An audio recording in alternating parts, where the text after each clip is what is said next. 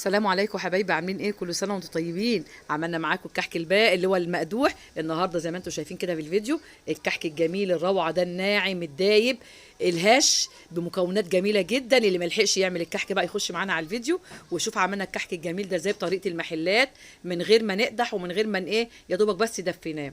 والكحك طالع روعه بالطريقه بتاعت تيتا روكا. ان شاء الله تعملوه وتجربوه وتشوفوا الطريقه بتاعتنا والسر كمان اللي احنا عملناه عشان يطلع الكحك من جوه هش، وكمان الملبن دايب فيه من جوه.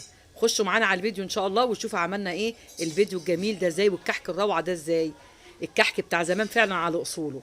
خشوا معانا الفيديو زي ما انتم شايفين كان طالع مصفر ذهبي جميل جدا، والطعم ما اقولكوش عليه، خطير خطير وروعه ودايب وناعم وزي الفل. ان شاء الله تجربوا بطريقتي وتخشوا على الفيديو وتشوفوا عملنا الكحك الجميل ده ازاي بالمقادير المظبوطه وبطريقه احلى من المحلات كمان. خشوا ان شاء الله وشوفوا ايه عملنا الكحك الجميل ده. ماشي يا حبايبي، زي ما انتم شايفين كده اهوت. وانا كنت عملت لكم طبعا قبل كده الكحك اللي هو على بالطريقه اللي هو السمنه المقدوحه وطلع حلو برضه. دي طريقه ودي طريقه، تجربوا ان شاء الله طريقتنا وتشوفوا ايه بالطريقه اللي احنا عملنا بيها الكحك باذن الله. نخش ان شاء الله مع بعض على الفيديو.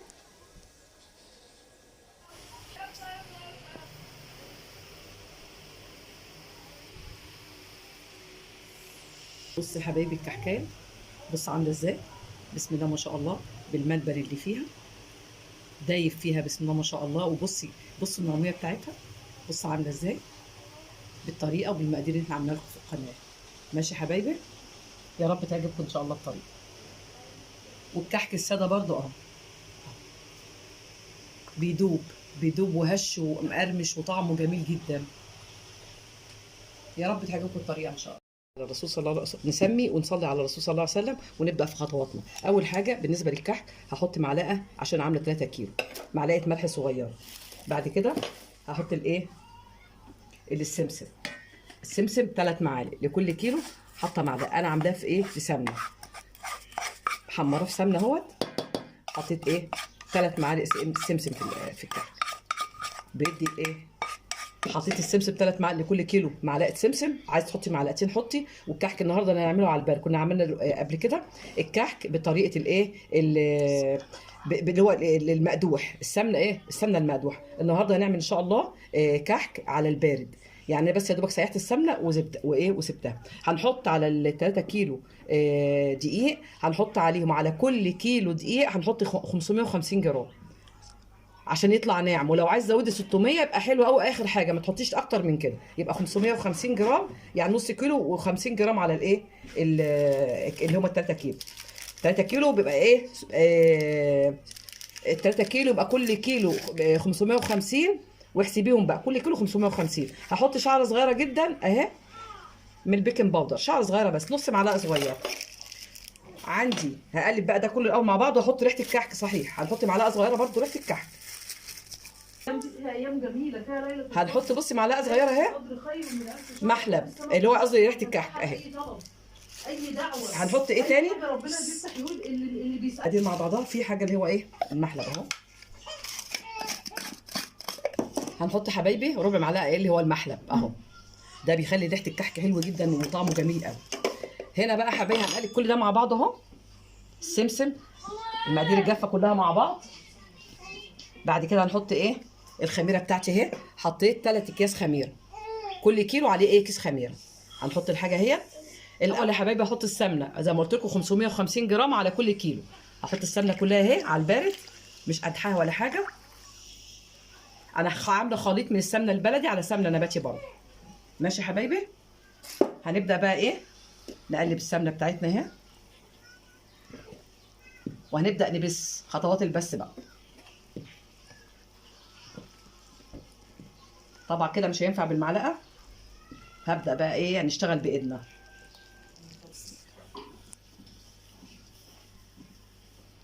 كده حبايبي. خلاص اهو، بصي الكحكايه لسه ما حطيتش عليها اي سوائل تانية. حلوه كده الكحك يبقى الحمد لله مخدوم كويس. هنبدا نحط بقى الايه الخميره. الاول هروح احط ريحه الايه ريحه الموز زي ما انا قلت لكم، نقطه ريحه الموز وريحه اللي هو الورد. افتحها بس كده صعب اهي. احط نقطه ريحه الموز اهي، واحط كمان ريحه الايه الورد وريحه الموز، ريحه الورد. ماشي يا حبايبي، اهو برده نقطه هنا. هبدا برضو ايه احط بقى الخميره بتاعتي. الخميره بص عامله ازاي كده، اهم شيء الخميره. لو الخميره مش كويسه هتبوظ الكحك، لازم تتاكدي ان الخميره معاكي كويسه جدا. هحطها بقى كده اهوت، معلش بعمل بايدي، ايدنا طبعا نضيفه الحمد لله اهي. وبقيه السمسم برضو احط انزلهم كده عشان ما اسيبش ولا حته خميره. ماشي يا حبايبي، هبدا بقى اقلب ده كله. هنلم بس الايه العجينه بتاعتنا بالشويه الميه الخميره. انا كنت حاطه ايه نص كوبايه ميه مع 3 ايه كل كيلو دقيق عليه باكو خميره اللي هي بيكنج باودر. ماشي كده يا حبايبي، كده هنلمها بس وخلاص العجينه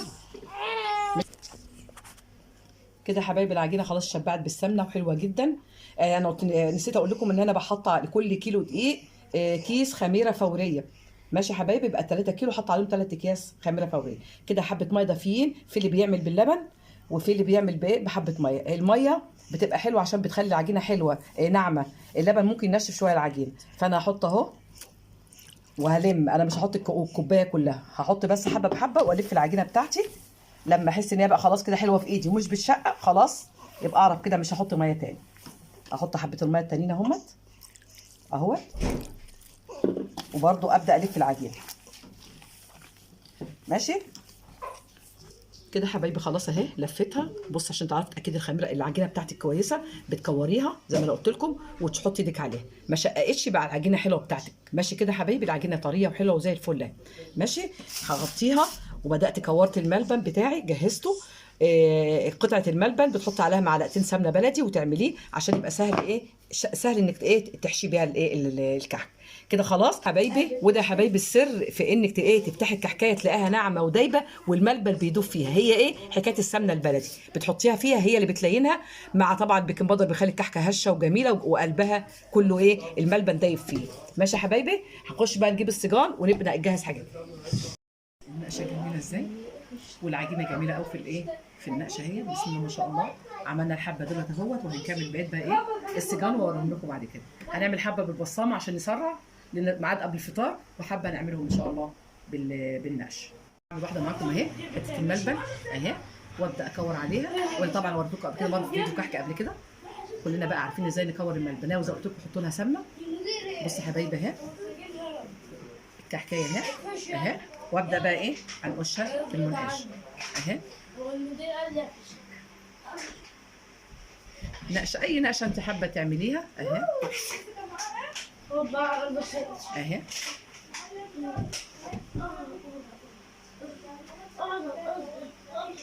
اهي يا حبايبي اهي. ماشي، هكمل بقيه الصاج بقى بوريكم في الاخر. بصوا يا حبايبي الكحك اهو بتاعنا على البارد زي ما احنا عملناه مع بعضينا. هنرش بقى ونحط عليه سكر. طالع روعه وناعم ودايب. بسم الله ما شاء الله. كل الكحك اهوت كده يا حبايبي اهو. بقى هرص عليه بقى هرش عليه كده خلاص. بقى هرش عليه بقى السكر. وعامله الكحك اللي هو المدور طالع شكله ده. بسم الله ما شاء الله، ناعم وروعه. بسم الله ما شاء الله، والطعم دايب. يا حبايبي الكحك بتاع السنه دي اهو، اللي احنا عملناه بقى قبل العيد ب3 ايام. هرش بقى عليه السكر. حطيت سكر اهو، لان في عندنا برضو اللي بيحب السكر اللي مش بيحب السكر، فحطيت لهم اللي عايز بقى يرش السكر، واللي مش عايز يبقى ساده زي ما هو عايزين. وده الكحك جميل روعه بالطريقه بتاعتنا. ان شاء الله يا حبايبي جربوها. يبقى في كحك على البرد نزلناه على القناه، وكحك اللي هو الكحك المقدوح عملناه برده معاكم. ان شاء الله يا رب يعجبكم الطريقه بتاعتنا. وما تنسوناش من اللايك اللايك والدعاء. اهم شيء عندنا الدعاء في الايام المباركه دي. وكل سنه وانتم طيبين، وان شاء الله يا رب يعجبكم الطريقه بتاعتنا.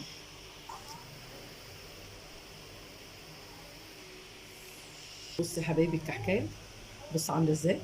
بسم الله ما شاء الله، بالملبن اللي فيها دايب فيها. بسم الله ما شاء الله. وبصي النوعيه بتاعتها بص عامله ازاي، بالطريقه وبالمقادير اللي احنا عاملينها لكم في القناه. ماشي يا حبايبي، يا رب تعجبكم ان شاء الله الطريقه. والكحك الساده برضو بيدوب. بيدوب وهش ومقرمش وطعمه جميل جدا. يا رب تعجبكم الطريقه ان شاء الله.